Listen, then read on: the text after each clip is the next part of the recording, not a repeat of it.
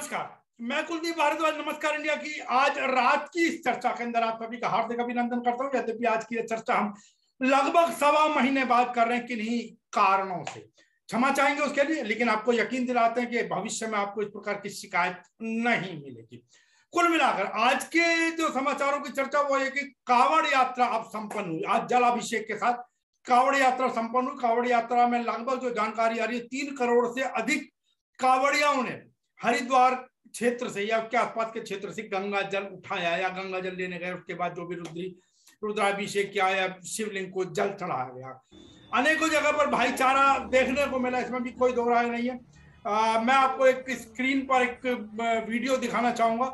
ये दिल्ली का, उत्तर पूर्वी दिल्ली का, कि जहां पर ये हिंदू मुस्लिम एकता कावड़ कैंप जो है, कहा जाता है कि पूरी दुनिया में मशहूर है। यहाँ पर हमेशा हिंदू और मुस्लिम मिलकर, बल्कि ज्यादातर मैं कहूँ मुस्लिम समाज की ओर से कावड़ियों की सेवा की जाती है। यद्यपि दुखद बात रही कि अंत समय के अंदर कल मंगलौर क्षेत्र के अंदर एक झगड़ा हो गया उत्तर प्रदेश और हरियाणा के कावड़ियों के मध्य के अंदर, और वहां पर लाठी डंडे चले, आपस में आगे निकलने की बात को लेकर झगड़ा हुआ, जो जानकारी आ रही है।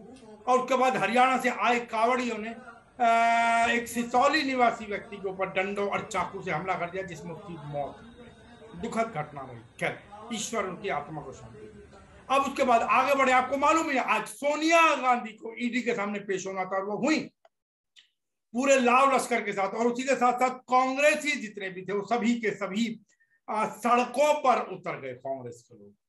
और राहुल गांधी भी धरने पर बैठे। हालांकि राहुल गांधी को बाद में हिरासत में ले लिया गया, लेकिन जो एक पीड़ादायक स्थिति जो हम कहते हैं, जो लेकिन ऐसा बड़ा आम है, कोई नई बात नहीं है, लेकिन फिर भी जो इंडियन यूथ कांग्रेस के अध्यक्ष, राष्ट्रीय अध्यक्ष हैं श्रीनिवास बीवी, उनको हिरासत में लेते हुए पुलिस का एक अमानवीय चेहरा फिर से सामने आया।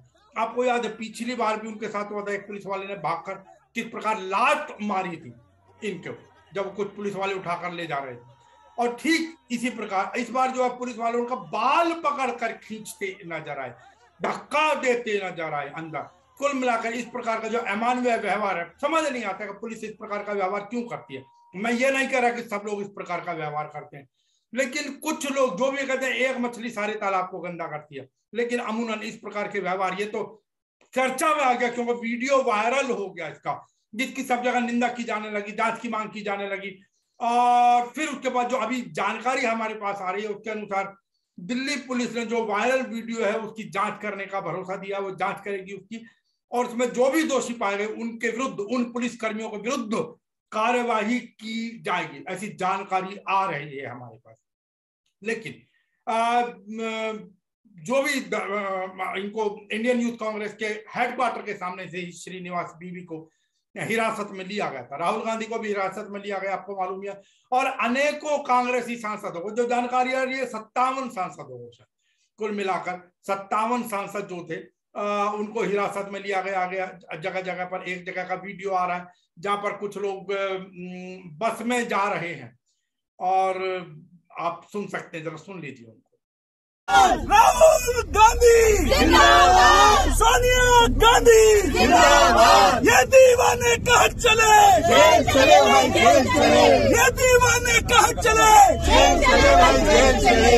अभी तली अंगड़ाई है, आगे और लड़ाई है, अभी तली अंगड़ाई है, आगे और लड़ाई है, सोनिया गांधी जिंदाबाद। वही कुछ सांसद किंग्सवे कैंप जो थाना है, किंग्सवे कैंप जो पुलिस लाइन है, वहां पर हिरासत में रखे गए। चलिए,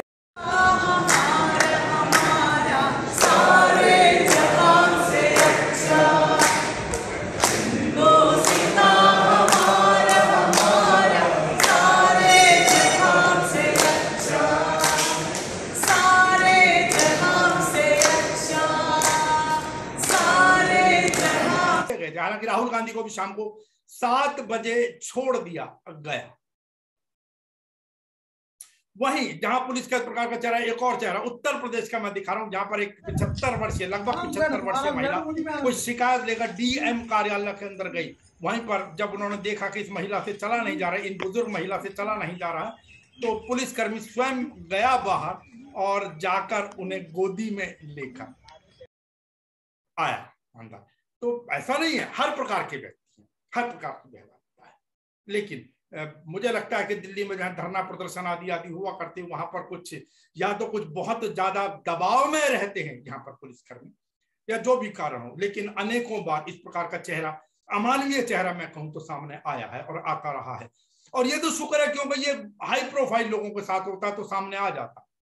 पीछे भी एक चीज दिखाई गई थी कि जो महिला सांसद के साथ जिस प्रकार का बर्ताव था, यद्यपि विपक्ष ने उसमें बाद में दिखाया कि भाई वो थूक नहीं रही थी, उसके मुंह के अंदर जब मिट्टी आ गई थी महिला सांसद के अंदर, उनके भी बाल पकड़ कर किस प्रकार खींचा गया था।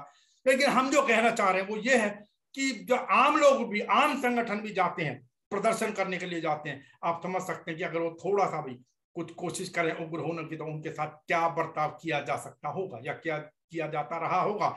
यद्यपि आजकल तो पता नहीं कि क्यों डिमोरलाइज किया जाता है धरने प्रदर्शन को। जंतर मंतर क्षेत्र में जो लोग आते हैं उनको एक सीमित समयावधि के बाद भगा दिया जाता है। उनके साथ जिस प्रकार का भी बर्ताव होता हो, मैं ये नहीं कह रहा, लेकिन रुकने नहीं दिया जाता। और अगर कुछ ज्यादा भीड़ इकट्ठी हो जाती है, जैसे पीछे जो लोगों ने एसएससी के एग्जाम वगैरह साहब की पास किए हुए थे, उनको हिरासत में लेने की धमकी, कभी कभी हिरासत में भी ले लिया जाता है, इस प्रकार की चीजें रही हैं। वर्तमान में जो देखने में नजर आ रहा है कि जो आम लोग, पहले जो आम छोटे छोटे संगठन आसानी से प्रदर्शन करने चले जाया करते थे, अब जंतर मंतर पर थोड़ी सी दिक्कत आ रही है। कोविड के बाद में विशेष रूप से समस्याएं आती हैं। खैर चलिए, पुलिस का काम है सावधानी बरतना, जो भी उनको कायदे कानून बताए गए होंगे उन कायदे कानूनों का पालन करना, और हमारा काम है कि इन कायदे कानूनों के पालन के अंदर सहयोग करना। अब मैं आज की इस बहुत छोटी सी चर्चा को यही विराम दूंगा, कल से फिर विस्तार से चर्चा होगी किस प्रकार स्मृति ईरानी की बेटी का जो बार लाइसेंस के संदर्भ में आपको मालूम है, स्मृति ईरानी ने हालांकि ये भी कहा 18 वर्ष की मेरी बेटी है, गलत, लेकिन फिर उनका दूसरा वीडियो सामने आ गया, आदि आदि बहुत सारी चीजें हैं। लेकिन कांग्रेस के प्रवक्ता ने अपने हाथ में कागज दिखाते हुए यह आरोप मढ़ा कि वो लड़की एक अवैध बार चलाती है। मैं पवन खेड़ा से कहना चाहती हूं, मेरी 18 साल की बेटी कॉलेज में पढ़ती है। मेरी 18 साल की बेटी कोई बार नहीं चलाती।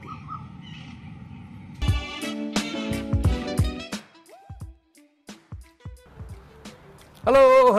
Hi, Zoesh. How are you? I'm good. How are you? Oh, what a wonderful place you've got over here. Thank you. Okay, guys, now let me introduce you to a very, very young entrepreneur. This is Zoesh Irani, correct? This is your restaurant, yeah? Yes, sir. So, what was the thinking behind, one, opening a sort of international restaurant in Goa? There is a lot of international food happening around, is it? Yes. Goa is like the tourist hub of India, as you obviously know. But and you can find a lot of Goan places, local food. But at least I like to think that international food is kind of lagging here. I mean, there are like places opening up a lot around here.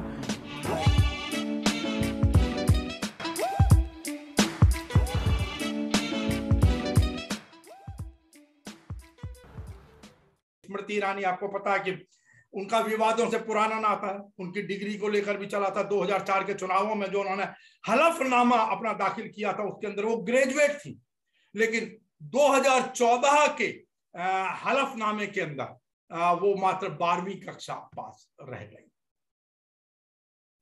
लेकिन बात वही है कि विपक्ष कमजोर है, और यही चीज कहीं जो आज सत्ता में है विपक्ष, भारतीय जनता पार्टी, यदि इनको ये मुद्दे मिल जाते तो भुना ले जाते उस चीज को। अब पता नहीं जनता समझना नहीं चाहती या ये समझाने में नाकामयाब है। अब दिल्ली के आसपास उमस का मौसम है, उमस का मौसम है, कोई ज्यादा बारिश नहीं हुई, आज के दिन तो बिल्कुल भी एक बूंद भी बारिश नहीं हुई। कल भी हल्की मोटी कहीं थोड़ी थोड़ी आ गई थी, उमस बनी हुई है, लेकिन फिर भी क्योंकि ये मौसम इस प्रकार का है कि इसमें बीमारियों के खतरे बने रहते हैं। बाहर थोड़ी बहुत बारिश के अंदर फिसले निसली गाड़ी चलाएं तो कृपया सावधानी पूर्वक चलाएं। और हाँ, मास्क लोगों ने लगाने छोड़ दिए। दिल्ली मेट्रो के कर्मचारी, याद कीजिएगा, ध्यान कीजिएगा, बहुत सख्ती से इस समय पालन करा रहे हैं, चालान भी काटे जा रहे हैं, बहुत सारी चीजें आ रही हैं, लेकिन फिर भी सावधानी बेहतर है। मास्क बाहर निकले तो मास्क यहाँ ऊपर से और नीचे तक लगा। नमस्कार।